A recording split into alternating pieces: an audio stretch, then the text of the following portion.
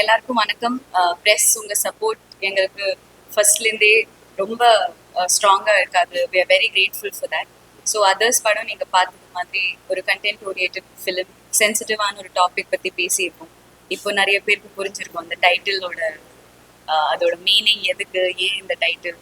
So எனக்குமே இப்படி இப்படி இருக்கிற கேரக்டர்ஸ் அண்ட் இந்த சப்ஜெக்ட் சொசைட்டி வரைக்கும் ரீச் ஆகணும்னு ஒரு ஆசை இருந்தது. And first show, press show முடிச்சு ஒரு நல்ல ஒரு அக்செப்டன்ஸ் வந்திருக்குன்னு ஒரு ஃபீலிங் இருக்குது.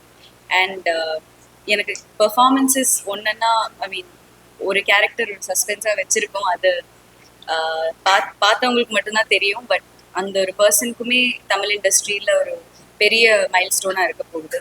அண்ட் அஃப்கோர்ஸ் டாக்டராக நீங்கள் நேச்சுரலாக இருந்தது, நீங்கள் உண்மையிலே மெடிக்கல் ஃபீல்டில் இருக்கீங்களான்னு ஒருத்தர் கேட்டார். அது எல்லாமே அபின் சாரோட கைடன்ஸ். அண்ட் ஸோ எனக்கு ஆஸ் அன் ஆக்டர் ரொம்ப என்ரிச்சிங்காக இருந்தது. அண்ட் ஐ திங்க் இண்டஸ்ட்ரிக்கு ஒரு புது ஹீரோ வந்திருக்காரு, ஆதித்யா மாதவ்.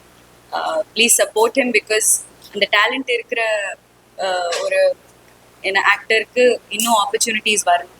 ஸோ இன்னும் நிறைய டைரக்டர்ஸ் இந்த படம் பார்த்து அவர் அப்ரோச் பண்ணுவார். So I think he'll be an asset to the industry. We got two people, one director and one hero added to the industry. So I'm very happy to have been a part of their beginning. Thank you.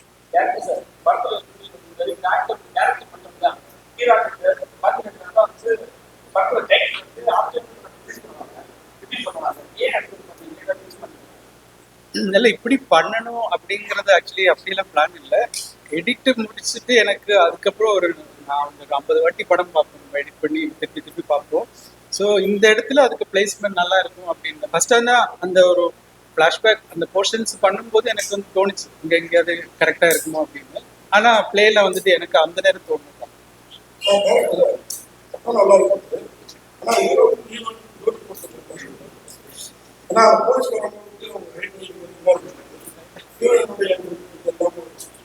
Actually என்னன்னா, இப்போ பேசலாமா, அதாவது இப்போ ஒருத்தங்களை பிடிக்கிறது வந்துட்டு height weight பார்த்துக்கலாம் நான் நம்புறது.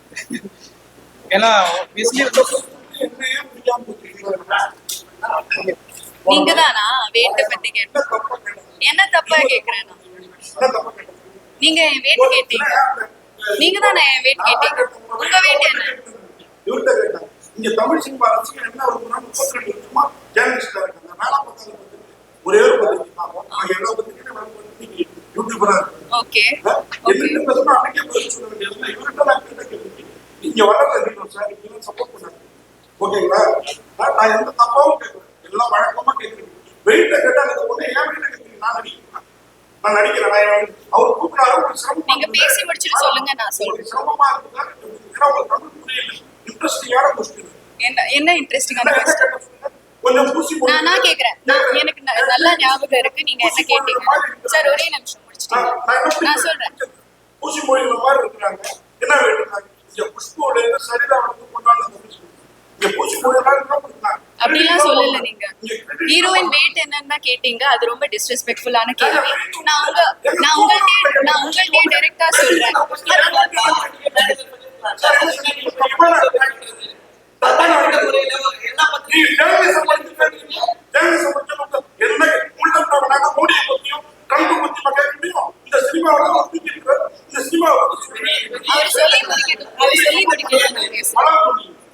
அவர் சொல்லி முடிக்கட்டும், நான் பேசுறேன். சொல்லாம நீங்களும் சொல்லிட்டீங்களா? ஆமா, அன்னைக்கே சொல்ல வேண்டிய விஷயத்தை சரி.